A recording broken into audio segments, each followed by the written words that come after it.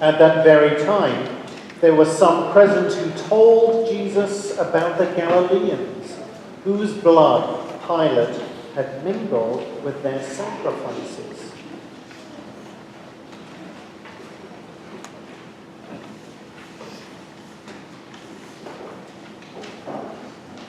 You sometimes wonder what we are doing. I mean, here in church, being church, trying to be church, trying to be this community. You sometimes wonder what we're doing or what we are trying to achieve. When you think of the power in the world around us and the seeming chaos and violence and negligence and apathy, you name it, you sometimes wonder, what difference does this make? What difference does any of this make? And what do we really think we can actually achieve? I wonder that sometimes. Sometimes I wonder that quite a lot. Here we are, just little ones. And there are the powers and principalities arrayed all around us. Sometimes it's almost too terrifying to turn on the news.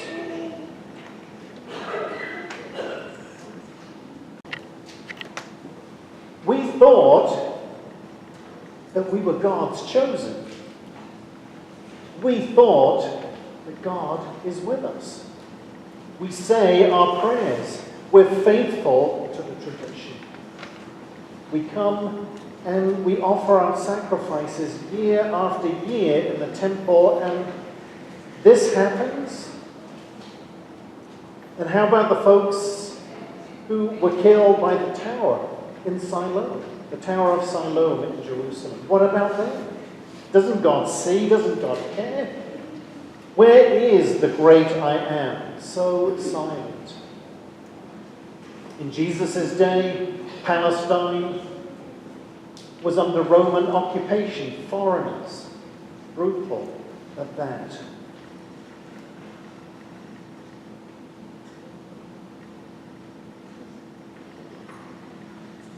And I ask myself, where is God?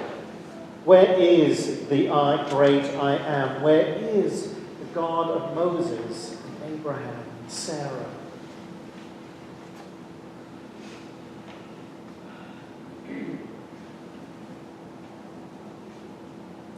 I could probably spin you some philosophical line about free choice and that God needs to restrain God's power so that we, you and I, have the space to really choose. I mean, God could come and sort it all out tomorrow, but what good would that do? We would have no choice. God would be almighty and all-powerful, and that would be the end of time. Or I could say something about, well, creation isn't finished yet. So don't be surprised that it is not perfect.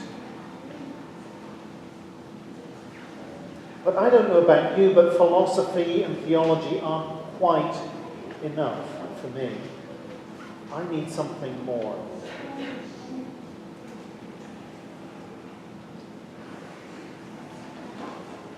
Jesus is the more.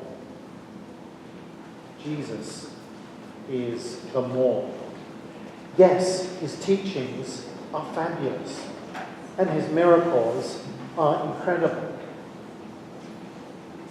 But what Jesus did, I think, says more than words ever can. Because what Jesus did was, he said, yes, you're on the edge. Your life is on the edge. You feel you're on the edge. I'm on the edge too, and guess what? Guess what? I'm going to jump off. I'm going to jump off the edge. I'm going to go first. And let's see what happens. And the reason why we have so many crosses, have you ever noticed how many crosses? They're all over the place. Why? Why? This symbol of brutal execution.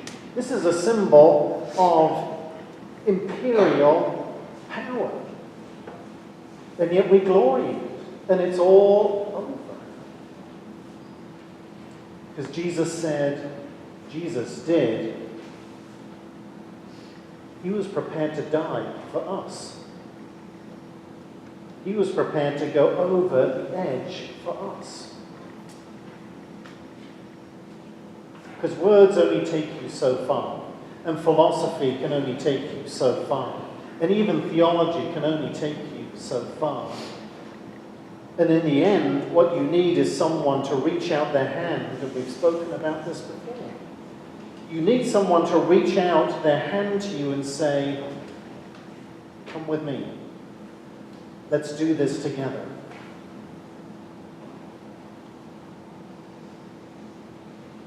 What did Jesus think he was going to achieve? Jesus, this Galilean, Jesus, with a ragtag bunch of northerners. What did he think he was going to do? Up against the powers and the principalities. Pontius Pilate, the Roman army, Caiaphas, the religious establishment.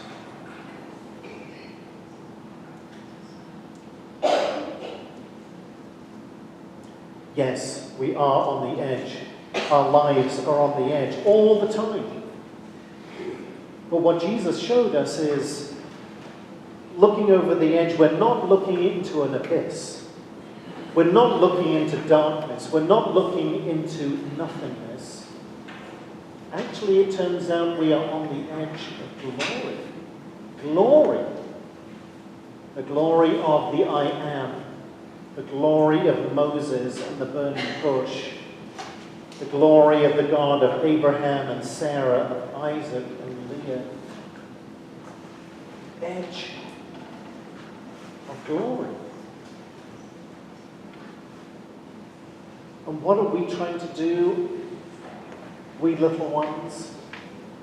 I think we're just trying to witness to that.